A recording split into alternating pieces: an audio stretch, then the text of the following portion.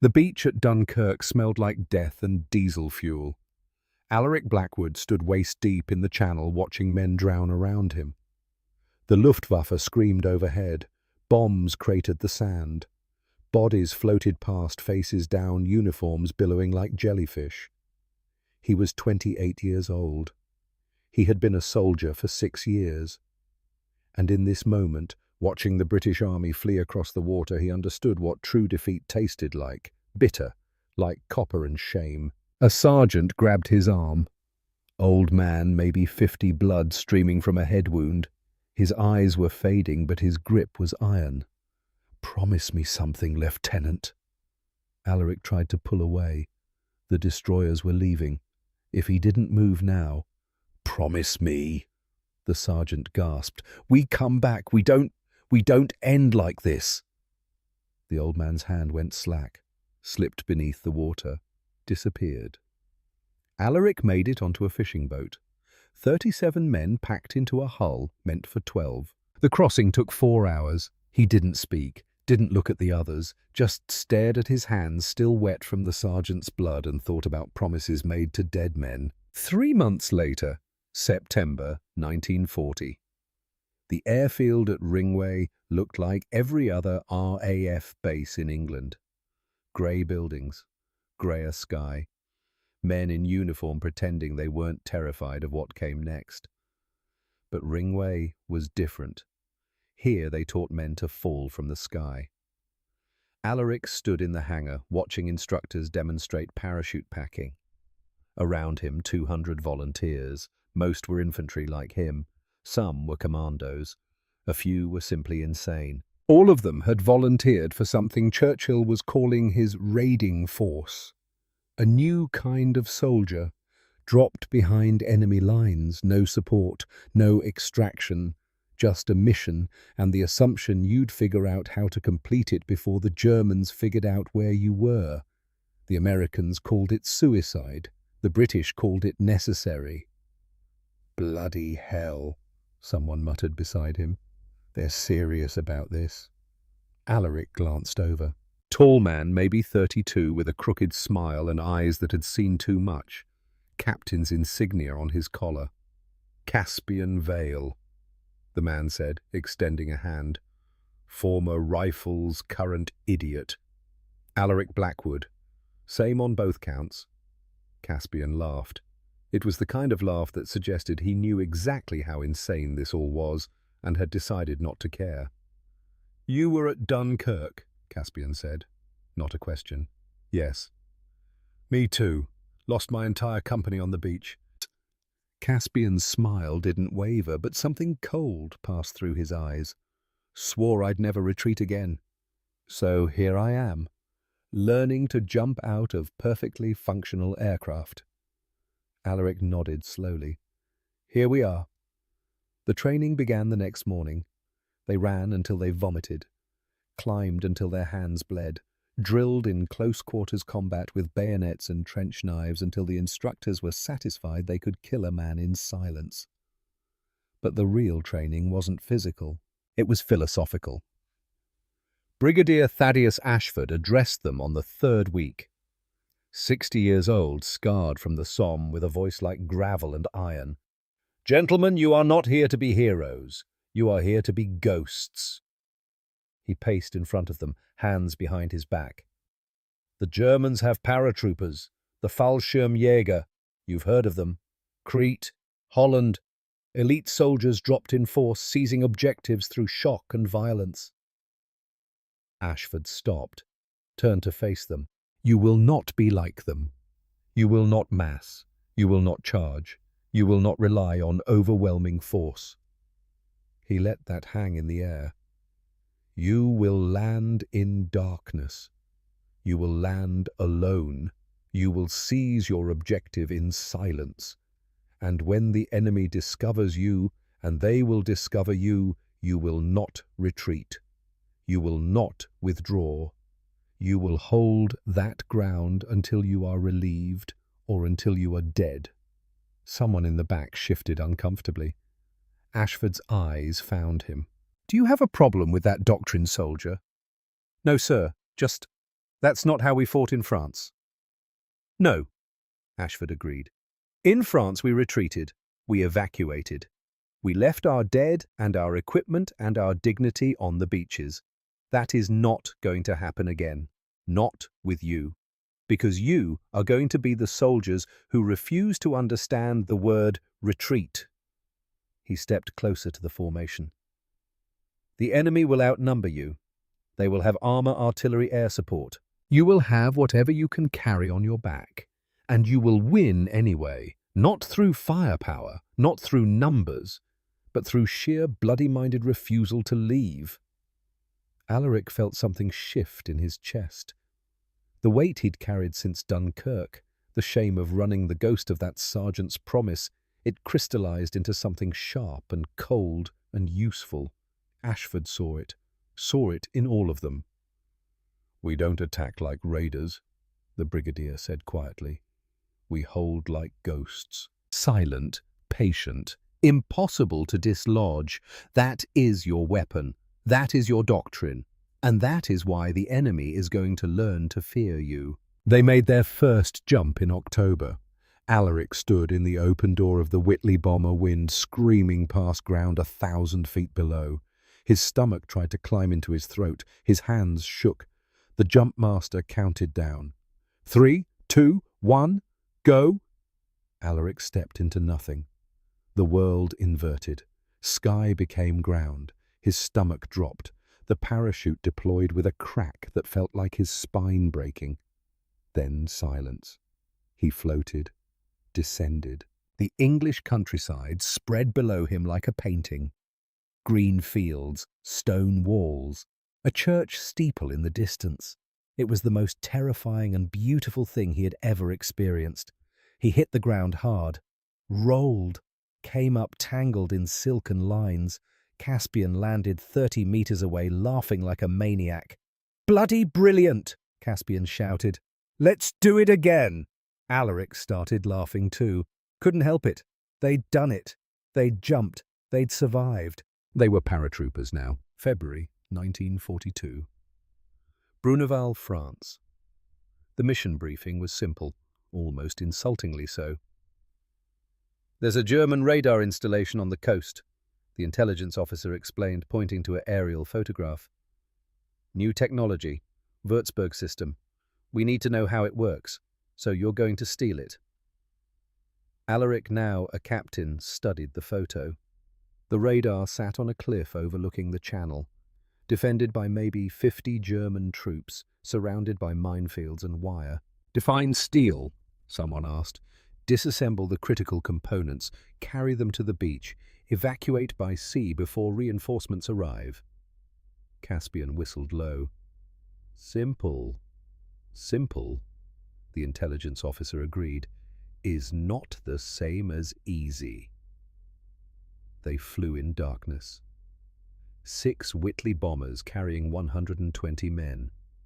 Alaric's team, 12 paratroopers, had the primary objective: secure the radar, hold it while the technical sergeant dismantled the equipment. The drop was perfect. They landed in snow-covered fields 200 meters from the installation. No alarms, no searchlights, just silence and the distant sound of waves on rocks. Alaric signaled his team forward. They moved like shadows. No talking. Hand signals only. Years of training compressed into muscle memory.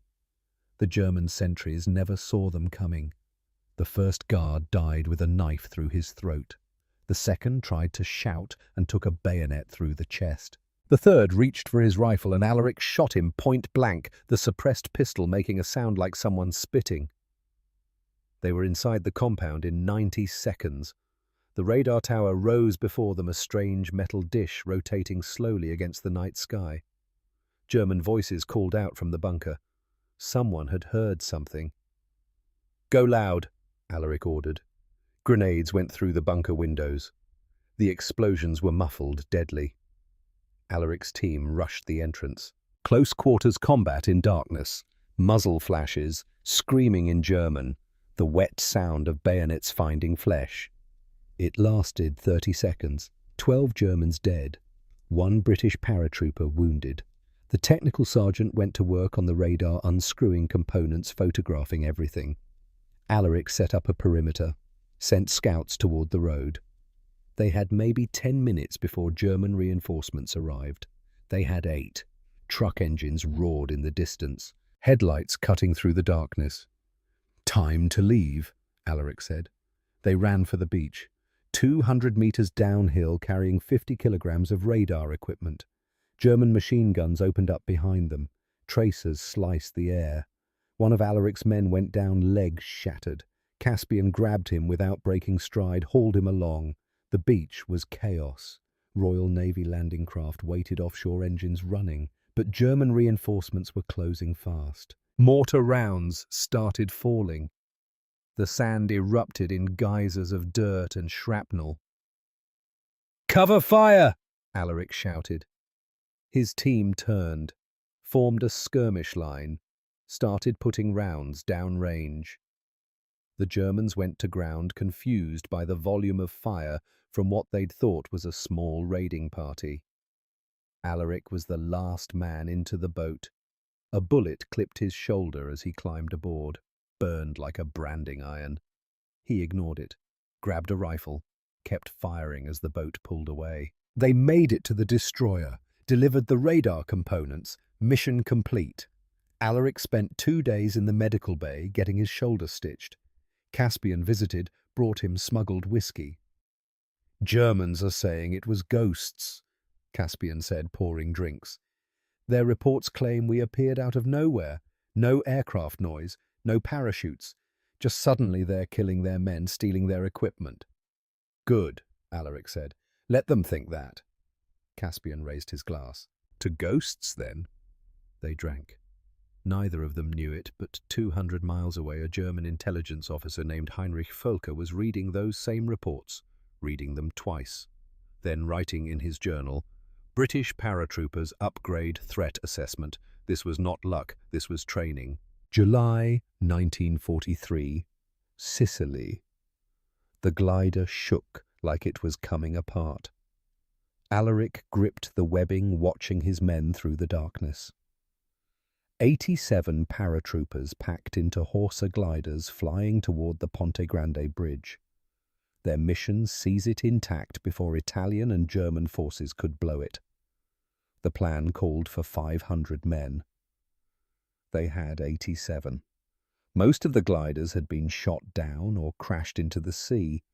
Alaric's was one of 6 that made it. And even that was generous, made it implied landing successfully. What they did was more like controlled crashing. The glider hit the ground at 70 miles per hour. Wood splintered, wings tore off, men screamed. When it finally stopped sliding, Alaric kicked open the broken door and stumbled into Sicilian moonlight. "Rally!" he shouted. "On me!" 87 men formed up. Most were dazed, some were bleeding, all were alive. "Objective is 1 mile north," Alaric said. "We take the bridge. We hold it. No retreat. No excuses. Questions?" No one spoke. "Good. Move." They reached the bridge at dawn, found it defended by maybe 20 Italian soldiers who surrendered immediately when British paratroopers appeared from nowhere. Alaric set up defensive positions, north end, south end, both banks. They had one PIAT anti-tank weapon, some rifles, a few grenades, not much else. "Sir," Caspian said, checking his watch. "Relief forces were supposed to be here in 4 hours." "They will be..." Alaric lied. They weren't. Our 6 Italian infantry arrived, 200 men supported by mortars. They attacked from the south. Alaric's paratroopers held them, barely. Hour 10. German armoured cars probed the north approach. The Piat knocked out the lead vehicle. The rest withdrew. Hour 12. Combined Italian-German assault. 500 men. Artillery support. Alaric had 60 men left combat effective. Ammunition running low. Caspian took shrapnel to the leg. Kept firing. The medic was killed by a sniper. The radio operator died in a mortar blast. Hour 16. Down to 40 men. Ammunition almost gone. Alaric was hit twice, once in the thigh, once in the ribs. Both flesh wounds, both bleeding.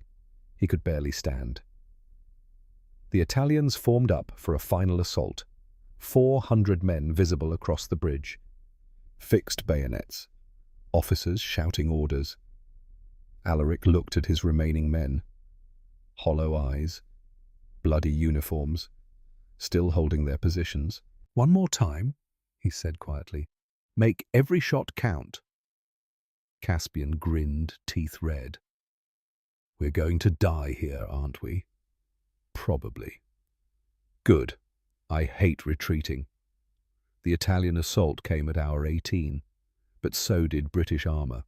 Tanks rolled up from the south, infantry carriers disgorging fresh troops. The Italians, seeing reinforcements, broke and ran. The bridge was secured. Alaric collapsed. Woke up in a field hospital 3 days later. Brigadier Ashford was standing over his bed. "You held a bridge for 18 hours with 87 men," Ashford said, "against 500. Intelligence is calling it impossible."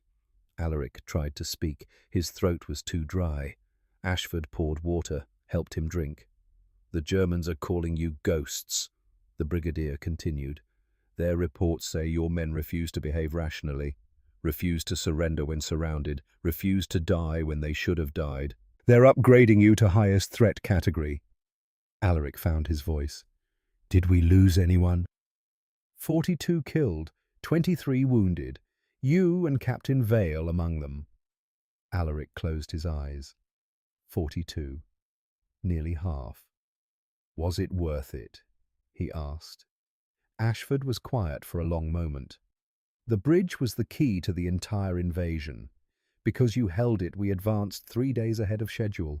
Thousands of lives saved. So yes, Captain Blackwood, it was worth it." The brigadier pinned something to Alaric's hospital gown. "A medal. You're promoted to major, effective immediately. And when you've healed, I have another mission for you.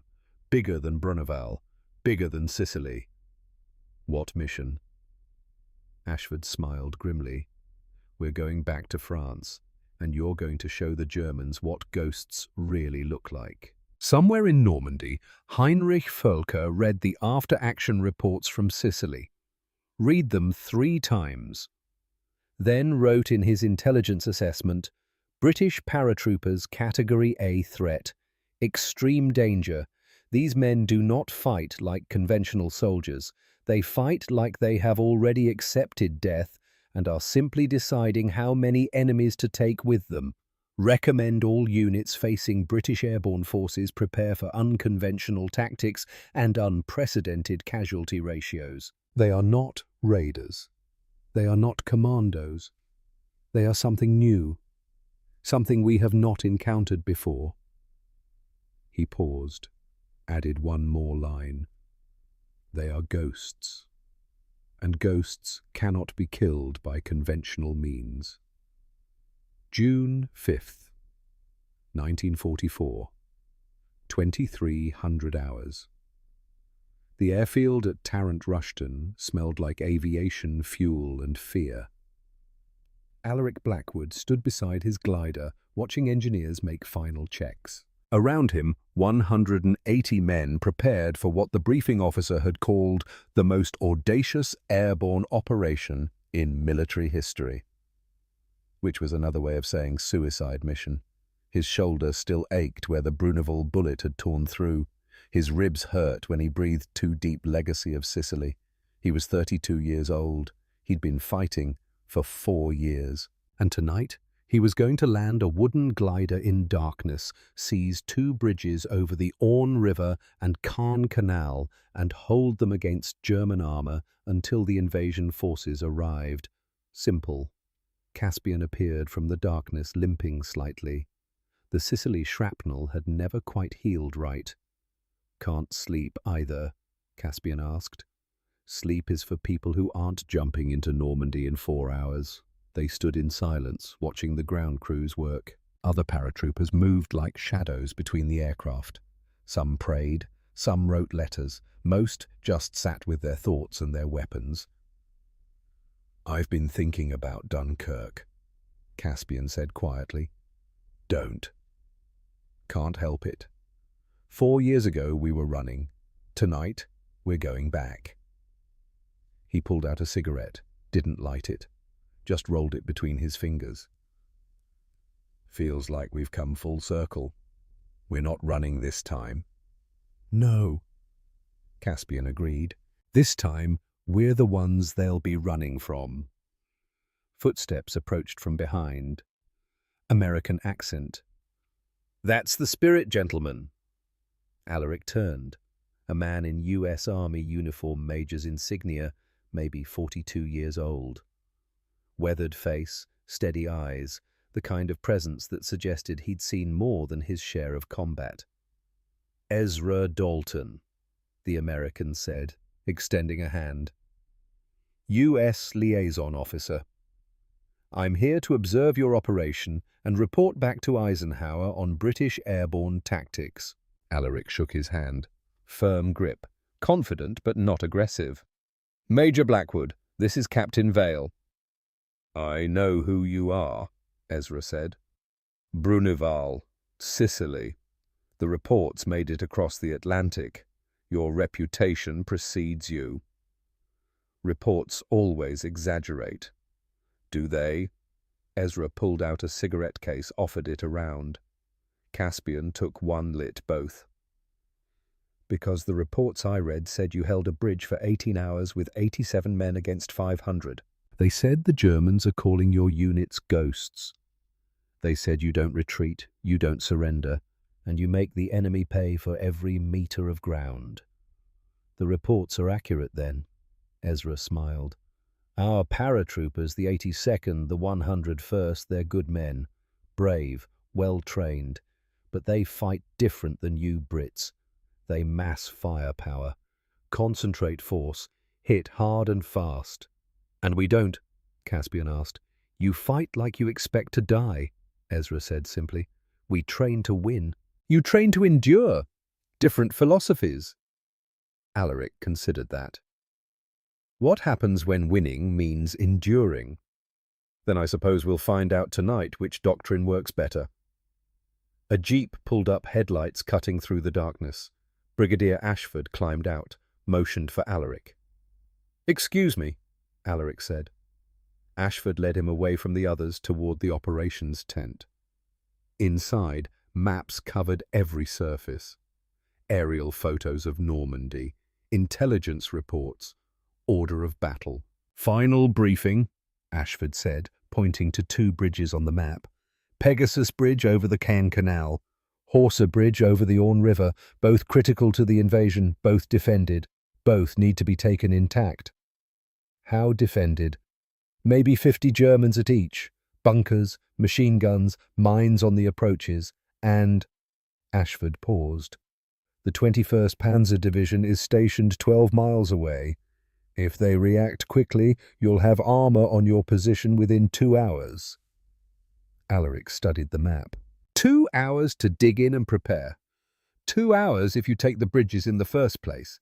The glider landing zones are, Ashford pointed here, 50 meters from Pegasus Bridge. Your pilots will be landing at night, no lights, no instruments except their eyes and a stopwatch. Insane. Yes, but it's the only way to achieve surprise. The Germans won't expect gliders. They won't hear you coming. You'll be on them before they understand what's happening. Alaric traced the route with his finger. 3 gliders for Pegasus, 3 for Horsa. Correct. You'll have the Pegasus assault. D Company, 2nd Ox and Bucks. 180 men total. Your mission is to seize both bridges, hold them until relieved by ground forces pushing up from Sword Beach. How long until relief? Ashford met his eyes. Unknown. Could be hours, could be days. Depends on how the beach landings go. So we hold until someone arrives or until we're dead. That's the mission, yes. Alaric nodded slowly. This was what they'd trained for, what Sicily had prepared them for. Drop into impossible situations and simply refuse to lose. "I requested this operation," Alaric said quietly. Ashford blinked. "What, after Sicily?" "I put in a formal request. I wanted Pegasus Bridge. Wanted to prove the doctrine works on the big stage." "You volunteered for a suicide mission." "I volunteered to show the Germans what happens when they face British paratroopers who won't retreat." Alaric looked up from the map. "We've been ghosts in the dark for 4 years. Tonight, we become legend." Ashford was quiet for a long moment. Then he gripped Alaric's shoulder. "Bring your boys home, Major." "I'll bring them back," Alaric said. "Can't promise they'll all be breathing." The letter took him 10 minutes to write. He sat in the hangar away from the others, writing by flashlight. His mother lived in Cornwall. Hadn't seen her since 1940. Wasn't sure he'd ever see her again. Dear Mother, by the time you read this, the invasion will have begun. I wanted you to know that I'm not afraid. Everything we've done, the training, the raids, the desperate stands on forgotten bridges, it's all been preparation for tonight. I've made peace with whatever comes. If I fall doing what needs to be done. The Germans will learn that some ground cannot be taken. Some soldiers will not run.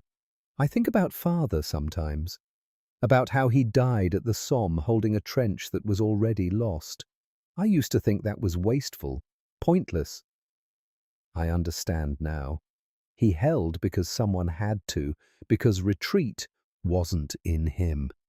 I carry that same stubbornness, same bloody-minded refusal to quit. I am my father's son. Tell him I remembered. Your loving son, Alaric. He folded the letter, put it in his breast pocket. It would go to headquarters after the drop. Standard procedure. Last letters always did. Caspian found him an hour before takeoff. "You write yours?" Caspian asked. "Yes." "I couldn't. Kept starting, couldn't find the words." He sat down beside Alaric. "What do you say to people who might be reading your last thoughts?" "I told my mother I'm my father's son." Caspian nodded. "That's good. Clean. I might steal that." They sat in comfortable silence. Around them, the airfield hummed with activity. Engines warming up, orders being shouted, the machinery of invasion grinding forward. "We're really doing this," Caspian said. "Yes." Landing gliders in the dark, taking bridges with surprise and violence, holding them until the whole bloody British army shows up. "That's the plan." Caspian started laughing. Couldn't help it. "It's mental. Completely. I wouldn't want to be anywhere else." Alaric smiled. "Neither would I." The loadmaster called for boarding. Time. They walked to their glider. 80 men climbed aboard, sitting in 2 rows facing each other. Equipment piled in the center.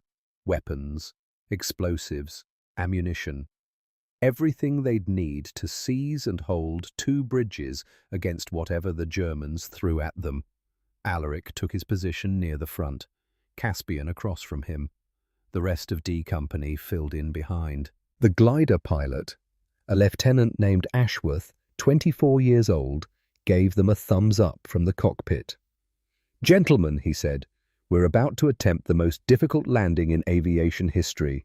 If you believe in God, now's the time to make peace. If you don't, hold on tight and enjoy the ride." The Halifax bomber towed them into the air.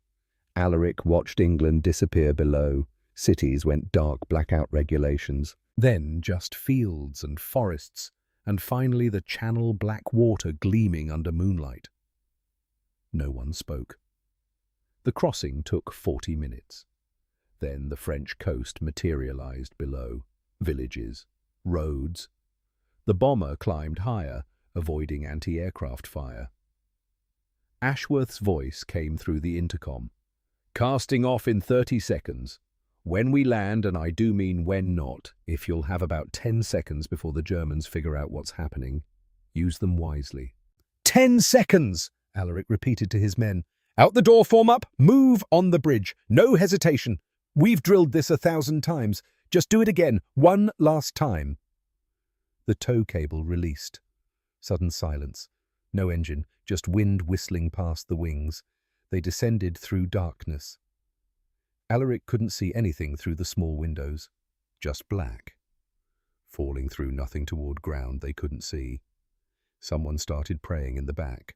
Others joined in. Different prayers. Different gods, same desperation. The ground appeared. Trees, fields, a river. Brace! Ashworth shouted. Impact! The glider hit Earth doing 70 miles per hour. Wood shrieked. Metal screamed. Men were thrown against their harnesses. The nose tore off. The wings folded. Then stillness. Alaric looked up. They'd stopped. The glider had stopped. He could see Pegasus Bridge through the broken nose, 50 meters away, exactly where they were supposed to be. Ashworth had done it. The impossible landing, in total darkness, perfect. Go! Alaric roared. The doors flew open. Men poured out. Alaric was first rifle up, boots hitting French soil. Around him, 2 more gliders landed. One crashed within meters of the canal. The other slid across a field and stopped just short of the bridge. 180 British paratroopers assembled in darkness. The Germans hadn't noticed yet. The gliders had been silent. No engine noise. No warning. Alaric gave hand signals. Teams moved forward, approaching the bridge from 3 directions, weapons ready, safeties off. They were ghosts in the dark, and the killing was about to begin. 0 hour plus 90 seconds. The German sentry heard something, turned, saw shapes moving in darkness, started to shout. Alaric's rifle coughed once, suppressed. The sentry dropped. All hell broke loose. British paratroopers rushed the bridge from both ends. Grenades went into bunkers. Machine gun nests erupted in flame. Germans emerged from barracks confused, half-dressed, dying before they understood what was happening. Alaric moved through the chaos with practiced efficiency. Room clearing. Door kicking. 2 Germans in a hallway both shot before they could raise their weapons. Another in the command post reaching for a radio bayonet through the chest. The bridge defenders broke, ran, scattered into the night. Total elapsed time 10 minutes. Pegasus Bridge was British. Alaric stood in the center of the span, breathing hard, checking casualties. 2 dead, 6 wounded, the rest setting up defensive positions preparing for counterattack. Caspian appeared blood on his face, not his own. Horsa Bridge is secured. 3 casualties. Bridge intact. Good. Get engineers on both. I want demolitions removed and replaced with our own. If the Germans try to retake these bridges, they'll find them rigged to blow. Sir! The eastern sky was lightening, dawn coming. Across the channel, the invasion fleet would be approaching the beaches. Thousands of ships, hundreds of thousands of men. And here at 2 small bridges in Normandy, 180 British paratroopers waited for the German response. They didn't wait long. 6 hours after the landing armour appeared. Alaric heard them before he saw them. The distinctive rumble of panzer engines, tracks grinding dirt, the squeal of turret traverse. "Piat teams!" he shouted. "North End armour approaching." 4 Panzer IVs rolled into view, supported by infantry, maybe a company's worth. The German commander was testing them, probing, seeing what they'd do. Alaric's answer was immediate and violent. The PIAT projector infantry anti-tank was a crude weapon. Spring-loaded spigot mortar that fired a shaped charge. Effective range 100 meters. Accuracy questionable, but in the right hands lethal. The lead panzer crossed the bridge, turret swiveling toward British positions. The Piat fired. The shaped charge hit the tank's side armour, penetrated. The Panzer brewed up ammunition cooking off turret blown into the canal. The second tank reversed, fast, trying to get out of range. Another Piat round. Miss. The bombs sailed over the tank, detonated in the field beyond. The tank's machine gun opened up. Tracers raking British positions. Men dove for cover. Alaric grabbed the PIAT from the gunner. Loaded another bomb. The spring mechanism nearly dislocated his shoulder when he cocked it. He aimed. The Panzer was reversing still. Moving target. Difficult shot. He fired. The bomb flew true. Impact on the front glasses. The tank stopped. Smoke pouring from hatches. Crew bailed out running. British riflemen cut them down. The remaining 2 Panzers withdrew. German infantry with them. Silence returned. Alaric's hands were shaking. Adrenaline crash. He'd just destroyed 2 tanks with a weapon that barely qualified as anti-armor. Caspian limped over fresh bandage on his leg shrapnel from the machine gun fire. "They'll be back," he said. "I know. With more tanks, and artillery, and probably infantry from the 21st Panzer." "I know. We can hold them." Alaric looked at his men. Exhausted, wounded, down to maybe 150 combat effective, facing the entire German armoured reserve for this sector. "We held Sicily with 87 against 500, he said. "We'll hold here too." "That's not an answer." "It's the only answer we have." The German attacks continued throughout the day, probing assaults, artillery bombardment, sniper fire, each one testing British defences, each one repulsed. By afternoon, Alaric had lost 20 more men. Ammunition was running low, medical supplies depleted. And then from the west came the sound of bagpipes. British commandos. Colonel Ashworth's brigade. Advancing from Sword Beach, relief had arrived.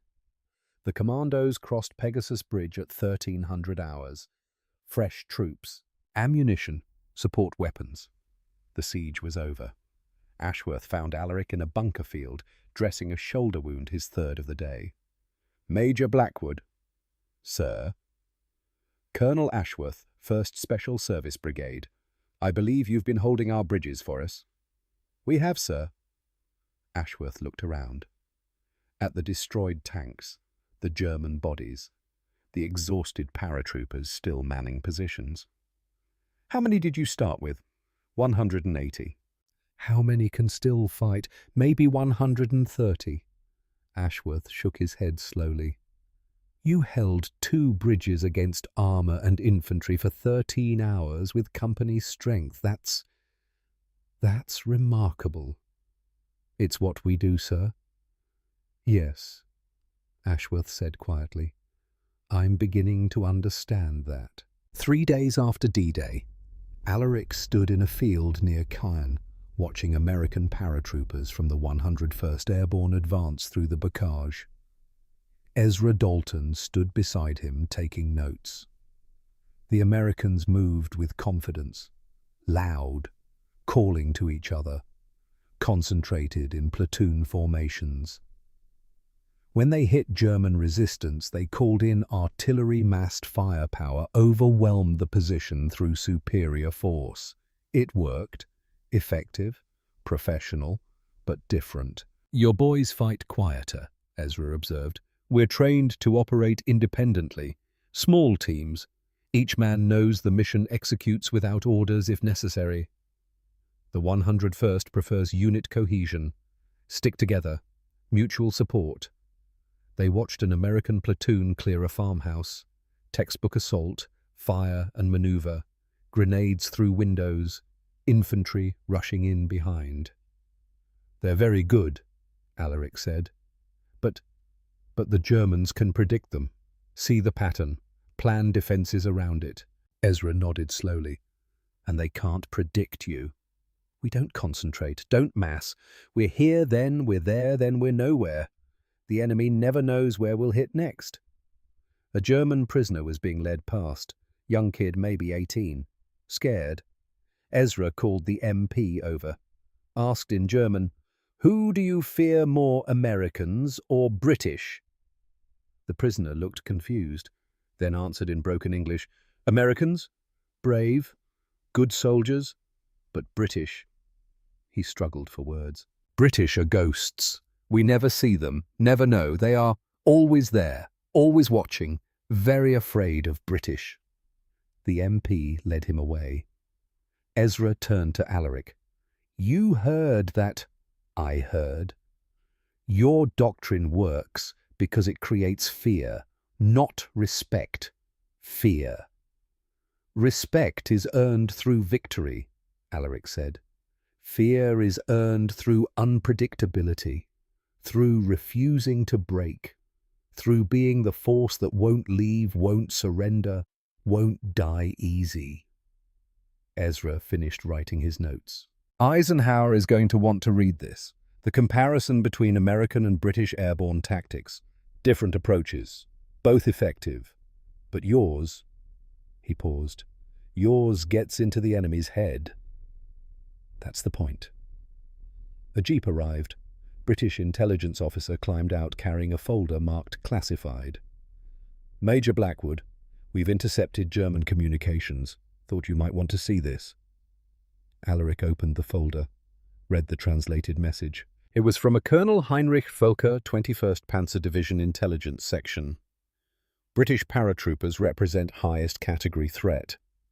Unit cohesion remains intact even when isolated. Refuse surrender even when surrounded. Inflict disproportionate casualties relative to force size. Recommend all units facing British airborne prepare for unconventional tactics. These soldiers do not fight by recognizable doctrine. They fight as if victory is achieved through endurance rather than maneuver. Extremely dangerous. Classification category a threat." Alaric handed the folder to Ezra. "Looks like the Germans upgraded your threat level," Ezra said. "Good. Maybe they'll send more men to fight us, fewer to fight everyone else. That's a hell of a way to think about it. We're not here to survive Major Dalton. We're here to make the enemy afraid. If that draws their attention, their resources, their reserves, then we've done our job." Ezra shook his head, half admiring, half disbelieving. "You British are something else." "We're ghosts," Alaric said simply, "and ghosts haunt forever." September 1944. Alaric sat in the briefing room at Moore Park, listening to the intelligence officer outline Operation Market Garden. On the map, a thin red line stretched from the Belgian border to Arnhem in Holland. 64 miles, 3 rivers, 5 bridges. "The plan is simple," the officer said. "American 101st secures Eindhoven. American 82nd takes Nijmegen. British 1st Airborne. Your division seizes Arnhem and holds the bridge over the Rhine until 17th Corps arrives with armour." Alaric studied the map. Arnhem was the furthest objective. Isolated. Surrounded by German-occupied territory. "How long until X Corps reaches us?" someone asked. 48 hours, 72 maximum." Caspian leaned over, whispered, "That's optimistic." "What's the opposition?" Alaric asked. "Light resistance, some garrison troops, maybe a few artillery units. Intelligence suggests the area is clear of major German formations." Alaric had heard that before. Sicily, Bruneval. Every operation started with light resistance. "And if intelligence is wrong," the officer hesitated, "then you hold until relieved. Standard doctrine." "Standard doctrine," Alaric repeated. After the briefing, Brigadier Ashford pulled him aside. "I know what you're thinking," Ashford said, "that this is going to be a disaster, that you might not come back this time." Ashford handed him a sealed envelope. "Your orders. You'll be with 2nd Battalion. Your objective is the road bridge at Arnhem. Take it. Hold it. Don't let go." Alaric took the envelope. "How bad do you think this will be?" Ashford looked at the map still displayed on the wall, that thin red line stretching deep into enemy territory.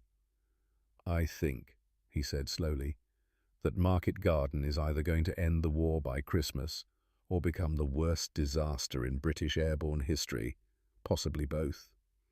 And we're the tip of the spear.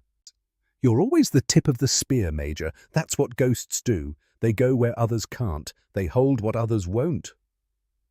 Alaric nodded. Then we'll hold Arnhem. I know you will. Ashford gripped his shoulder. Bring as many boys home as you can. Always do. Outside, Caspian was waiting. He'd read the orders, knew what was coming. Arnhem, Caspian said. Arnhem. Too far, too isolated, too ambitious. Yes. We're going anyway. We are. Caspian lit a cigarette, offered one to Alaric. They smoked in silence, watching the sun set over England. Thinking about Holland, about bridges, about how far you could push the concept of hold until relieved. I have a bad feeling about this one, Caspian said quietly. So do I. But we're going. We're going. Because that's what ghosts did. They went into impossible situations. They held impossible ground. And they refused to believe that impossible meant unwinnable. Arnhem was waiting, and with it the greatest test British paratroopers would ever face. September 17th, 1944, 1400 hours. The Dakota's engines roared over Holland. Alaric stood in the door watching the Dutch countryside unfold below. Farmland, canals, church steeples, peaceful, deceptively so. Behind him, the men of 2nd Battalion checked their equipment one last time. Rifles, grenades, ammunition, everything they'd need to seize a bridge and hold it against whatever the Germans threw at them. 60 seconds! The jumpmaster shouted. Alaric gripped the doorframe. Thought about Dunkirk. About promises to dead men. About 4 years of becoming something the enemy feared. Today, they would either prove that fear justified or die trying. Go! He jumped. The slipstream caught him, twisted him. Then the chute deployed, and suddenly he was floating over Arnhem, descending through flak and small arms fire toward a landing zone that intelligence had promised would be lightly defended. Intelligence was wrong. Alaric hit the ground and immediately heard the sound that turned his blood cold. Panzer engines, not just a few. Dozens. The 9th and 10th SS Panzer divisions were refitting in Arnhem. 2 of Germany's elite armoured formations, thousands of veteran troops, hundreds of tanks, and British 1st Airborne had just dropped directly into their laps. Rally! Alaric shouted, cutting away his parachute. Form up! Around him, paratroopers landed in chaos. German machine guns opened up from the tree lines. Men died before they hit the ground. Others landed and were cut down within seconds. This wasn't Sicily. This wasn't Normandy. This was a slaughter. Caspian landed 30 meters away, already firing his Sten gun at German positions. Blood streamed from a cut on his forehead, shrapnel from the drop. "We've landed in hell," he shouted. "Then we fight our way out." 750 men assembled from the drop, half the battalion. The rest were dead wounded or scattered across the countryside. The objective was simple: reach the road bridge in Arnhem, 3 miles north. They started moving. German resistance appeared immediately. Not garrison troops, not rear echelon units. SS Panzer Grenadiers, combat veterans, men who'd fought on the Eastern Front and knew how to kill. The advance became a running battle through Dutch suburbs, house-to-house fighting, street to street. British paratroopers against SS infantry supported by armour. They lost 100 men in the first mile, 200 in the second. By the time they reached Arnhem Bridge, Alaric had 400 men left. The bridge rose before them, concrete and steel spanning the Rhine, German defenders on the far side, MG-42 machine guns in bunkers, mortars pre-sighted on the approaches. We take the north end, Alaric ordered. Dig in. Hold until Corps arrives. How long? Someone asked. 48 hours. They took the bridge in a single violent rush. Grenades, close-quarters combat, bayonets and rifle butts. The Germans fell back across the river, blowing smoke canisters to cover their retreat. Alaric's men occupied the buildings on the north bank, set up defensive positions, prepared for counterattack. It came within the hour. Day 1. Night. The Germans attacked with methodical precision, not wild charges, not desperate assaults. Carefully planned, combined arms operations, infantry supported by armor, mortars softening positions before the advance, machine guns providing covering fire. Professional. Lethal. Alaric fought from a burning building, firing through windows at SS troops advancing across the bridge. Beside him, a corporal, barely 20 years old, took a bullet through the throat, died gurgling. No time to grieve, no time to think, just load. Aim, fire, repeat! The building shook as a panzer shell punched through the wall. Bricks exploded, dust filled the air. Someone screamed. Fall back to second floor, Alaric shouted. They retreated upstairs, slick with blood, set up new positions, kept firing. The Germans withdrew at midnight, regrouped, prepared for tomorrow. Alaric counted his men. 380 combat effective.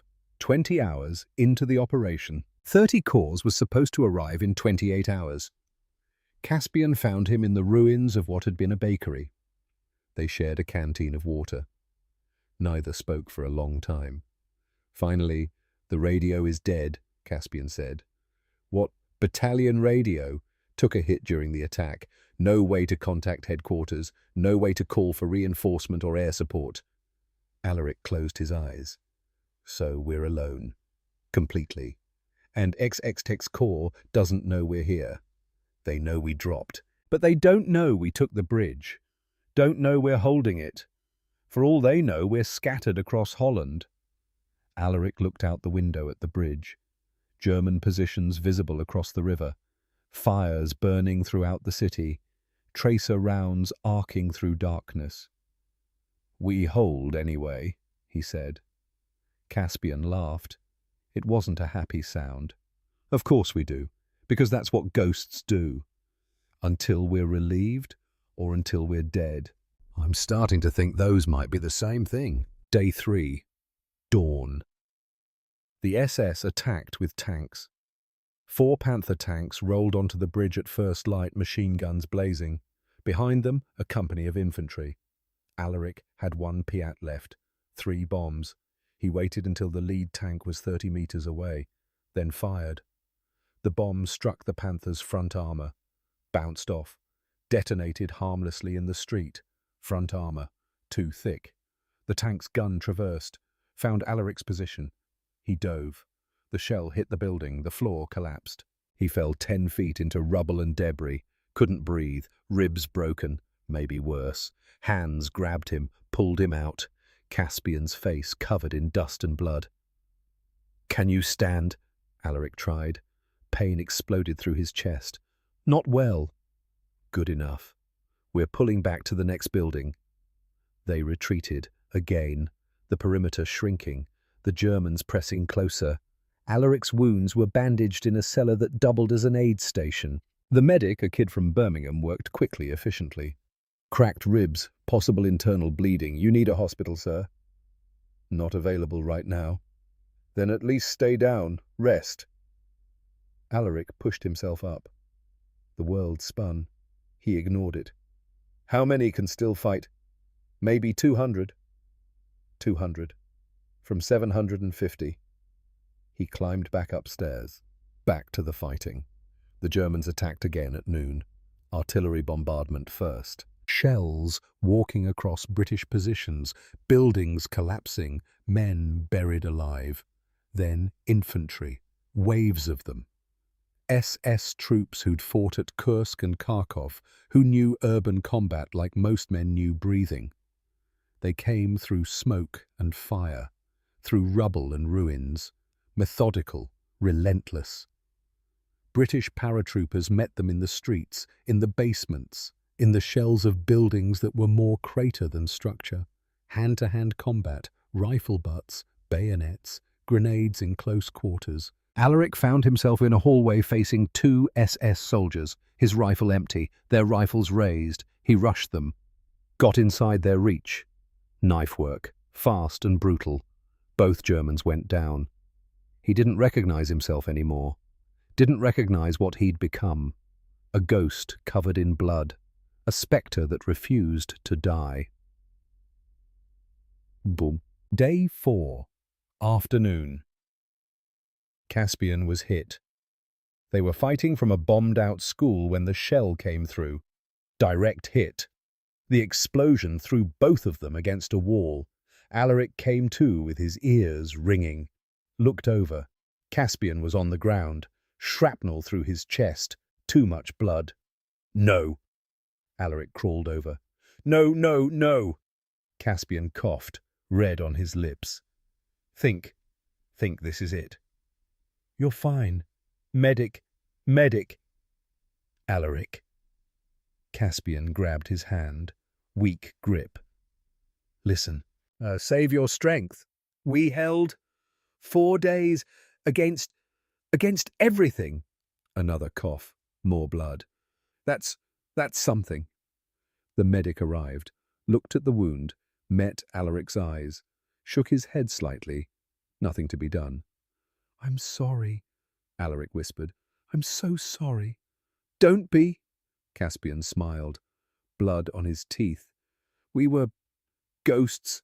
Best damn ghosts in the British Army. His eyes closed. His hand went slack. Alaric knelt there holding his friend's body while the battle raged around him. 4 years. Bruneval to Sicily to Normandy to here, always together, now alone. Something broke inside him, something that had been holding together since Dunkirk. He stood, picked up his rifle, walked to the window. German positions visible across the rubble. He started firing. Methodical. 1 shot, 1 kill. Empty magazine reload, keep firing. A sergeant pulled him back. Sir, you're going to get killed. Good, Alaric said. Let them try. Day 6. Night. 150 men left. Maybe. Hard to count. Hard to know who was alive and who was just not dead yet. They held 3 buildings, all on fire, all collapsing. The Germans surrounded them completely. No way out. No relief coming. Still they fought. Because that's what the doctrine demanded.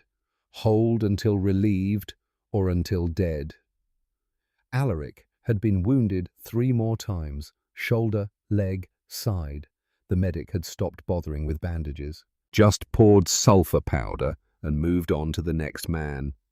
Ammunition almost gone.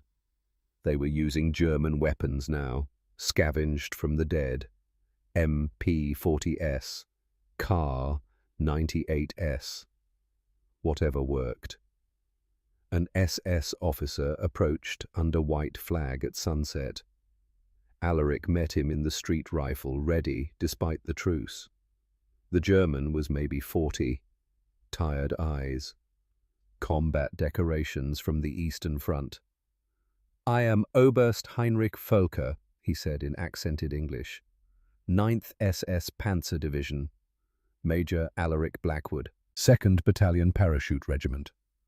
I have orders to eliminate your position. But first I offer you terms. Surrender with honor. You have fought well. No one will think less of you. Alaric looked back at his men, exhausted, wounded, down to their last rounds, looked at Völker. We don't surrender. Then you will die. We'll die anyway. At least this way we die doing our job. Völker studied him. Your job is to hold this bridge. Yes, but your relief is not coming. The offensive has stalled. Extentec's call is still 30 kilometers away. You are surrounded by 2 SS divisions. You have no hope. Hope is irrelevant, Alaric said. We were told to hold until relieved, so we hold. That is not rational. We're not rational. We're British paratroopers. Volker shook his head slowly. I have fought the Russians. I have fought the Americans. I have never seen soldiers like you. Then you're learning something new. The German officer saluted, formal, respectful. I will resume the attack in 1 hour. I am sorry. Don't be. You're doing your job. We're doing ours. Volker walked back to his lines. The attack came exactly 1 hour later.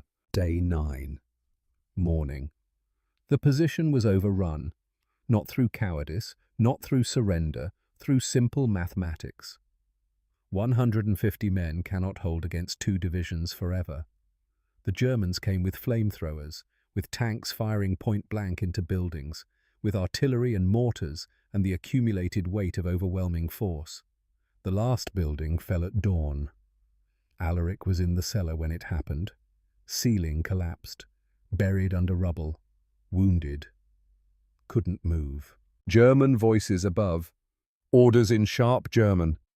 Footsteps. Someone pulled him out. Heinrich Volker knelt beside him. Major Blackwood, the position is taken. Your men are captured or dead. It is over. Alaric tried to stand. Couldn't. Too weak. Too much blood loss. The bridge is ours. You held for 9 days, far beyond any reasonable expectation, but you held it nonetheless. We failed. No, Volker shook his head. You succeeded at the impossible. 9 days, against 2 SS Panzer divisions, with 400 men. Alaric closed his eyes, thought about Caspian, about the 200 men who died holding this bridge, about promises to the dead. They'd failed. The bridge wasn't held. Market Garden had collapsed. All that sacrifice for nothing. The field hospital was chaos, German and British wounded mixed together. Not enough doctors, not enough supplies, men dying on stretchers waiting for treatment that would never come. Alaric drifted in and out of consciousness. Fever, infection, the wounds catching up to him. He woke to artillery fire. Close, very close. A British soldier was leaning over him. Corporal. Maybe 19. Sir, can you walk? What's happening? The rest of 1st Airborne is still fighting. Oosterbeek, 5 miles west. We are breaking out, taking the wounded who can move. Alaric sat up. The world tilted. He grabbed the corporal's shoulder. Help me! They slipped out during an artillery barrage. German guards distracted. Confusion everywhere.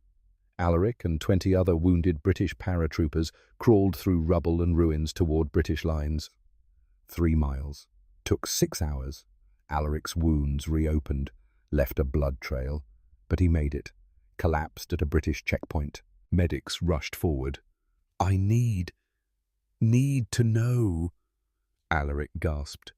The evacuation. When? Tonight, sir. Across the Rhine. What's left of the division? How many left? The medic hesitated. Maybe 2,000 out of 10,000. 2,000. 8,000 dead, wounded or captured. The worst disaster in British airborne history. The evacuation happened in darkness. Boats ferried survivors across the Rhine, silently, while German artillery pounded the far bank. Alaric refused to board until the last man crossed. Stood on the bank, wounded, exhausted, watching his paratroopers disappear into the night. A jeep pulled up. American markings. Ezra Dalton climbed out. Major Blackwood, I heard you were alive. Barely. I heard what you did. 9 days at the bridge. The reports are calling it impossible. It was impossible. We just didn't know it yet. Ezra handed him a flask. Whiskey. Alaric drank. You held longer than anyone thought possible, Ezra said quietly. Longer than any force in history would have held. The Germans are calling you undefeatable. We lost. You didn't lose. You became legend. Ezra pointed across the river. Every German soldier who fought at Arnhem now knows British paratroopers don't break, don't surrender, don't quit. That fear, that psychological weapon, is worth more than any bridge. Tell that to the 8,000 who didn't come back. I will. I'll tell them they created something the enemy can't fight, can't plan for, can't defeat through conventional means. Ezra gripped his shoulder. You're ghosts, Alaric. And ghosts are immortal. The last boat called for boarding. Alaric climbed in, watched Arnhem recede into darkness. The bridge still stood, German-controlled now. A monument to British failure, or British stubbornness. He wasn't sure which. May 1945. Victory in Europe. Alaric stood in a cemetery outside Arnhem. Rows of white crosses, 8,000 British paratroopers who'd never left Holland. He found Caspian's grave, knelt, said nothing. What was there to say? Footsteps behind him. Heinrich Völker, now a prisoner of war, being held in British custody pending tribunals. They told me I would find you here, Völker said. Alaric stood, turned. Colonel? Major? Völker saluted. Formal, respectful. I wanted to see the graves, to understand what drove you. Duty. More than duty. I have seen duty. This was... He gestured at the endless rows of crosses. This was something else. We were told to hold, so we held. Völker walked among the graves. I have written my report on Arnhem for the historical record. I want you to know what I wrote. What did you write? That British 1st Airborne was the most dangerous force I ever faced. Not because of firepower. Not because of tactics, but because you could not be broken. We destroyed you, but we did not defeat you. There is a difference. Alaric looked at Caspian's grave. It doesn't feel like we won anything. You won something more valuable than territory. You won fear. Every German veteran who fought at Arnhem now knows there are soldiers who will not retreat, who will not surrender, who will die before they leave their posts. Völker met his eyes. That is a weapon no army can counter. They stood in silence. Finally, Völker said, I am sorry. For what it is worth, I am sorry we had to kill so many brave men. They knew what they were volunteering for. Did they know they would become legends? Legends are for the living. They're just dead. Völker nodded, saluted again, walked away. Alaric remained, alone among the graves, thinking about Dunkirk, about promises to dead men, about 4 years of becoming ghosts. They'd come back to France. They'd refused to retreat. They'd held until they couldn't hold anymore. The promise was kept. 1965. 20 years later. Alaric Blackwood, now 53, stood at Andrews Air Force Base in Maryland. A ceremony, honoring Allied paratroopers, American, British, Canadian veterans gathered to remember. Ezra Dalton found him in the crowd, older now, grey hair, but the same steady eyes. Alaric, been too long. They embraced, brothers in arms even across the Atlantic. I brought my grandsons, Ezra said, gesturing to 2 boys, maybe 10 and 12. Wanted them to meet a real ghost. The boys stared at Alaric with wide eyes. Your grandfather tells stories about you, the older boy said. About Pegasus Bridge, about landing gliders in the dark and taking a bridge in 10 minutes. He exaggerates, Alaric said. No, Ezra said firmly. I don't. I was there. I saw it. You and your men did the impossible, multiple times. They walked through the memorial garden, names carved in stone, American paratroopers who died in Normandy, Holland, Germany. Do you ever think about it? Ezra asked. about what you became. Ghosts. Legends. Same thing, really. They stopped at a wall dedicated to Market Garden. British and American names mixed together. Brothers who died trying to end the war early. We lost at Arnhem, Alaric said quietly. But the doctrine worked. We held far longer than anyone thought possible. Proved that British paratroopers couldn't be broken through conventional assault. The doctrine cost you 45% casualties across the war, Ezra said. American Airborne was 30%. Because you never retreated. Retreat wasn't in us. I know. That's what made you terrifying. Alaric looked at the names. So many. Too many. Was it worth it? He asked. Ezra considered. You created a psychological weapon, made the enemy fear you more than any other force, drew resources attention reserves away from other fronts. Every German soldier who faced British paras learned these men don't quit. That fear spread. Changed how the enemy fought, changed how they allocated forces. And the price? 8,000 at Arnhem alone, thousands more across Sicily, Normandy, Rhine crossing. Ezra put a hand on his shoulder. But you created something that outlasted the war. A legacy. A standard. Every Special Operations Force today studies British paratroopers. Studies the doctrine of holding impossible positions. You didn't just fight a war. You changed how wars are fought. The ceremony began. Speeches, honor guards. The old veterans stood at attention, remembering. Alaric's mind drifted to Dunkirk beaches, to Bruneval nights, to Sicily bridges and Normandy gliders and Arnhem's burning buildings, to Caspian's smile, to the sergeant's dying promise, to all the ghosts who'd refused to retreat. After the ceremony, young British paratroopers approached. Current generation. Red berets, proud bearing. Sir, one said, we wanted to thank you for showing us what the regiment is. We're just old men now. No, sir. You're the reason we wear these berets, the reason people fear British paras.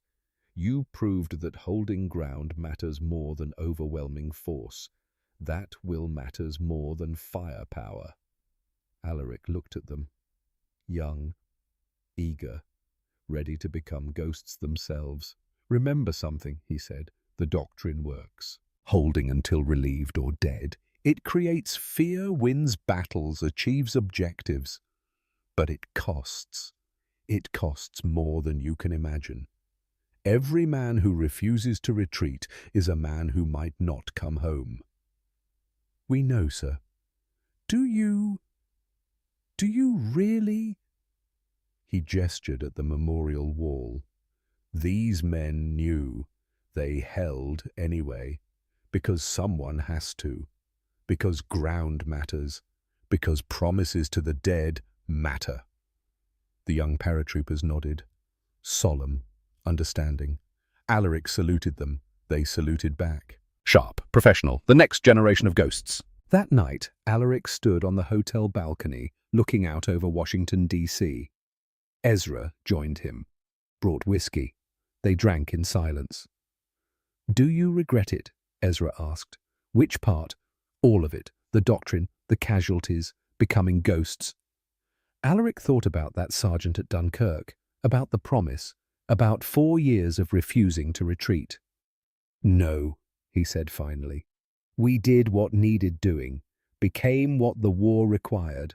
The enemy learned to fear us. That fear saved lives elsewhere, drew pressure away from other units. You weaponized your own stubbornness. We weaponized our refusal to accept defeat. Same thing the enemy used against us at Dunkirk. We turned into our greatest strength. Ezra raised his glass. To ghosts, then.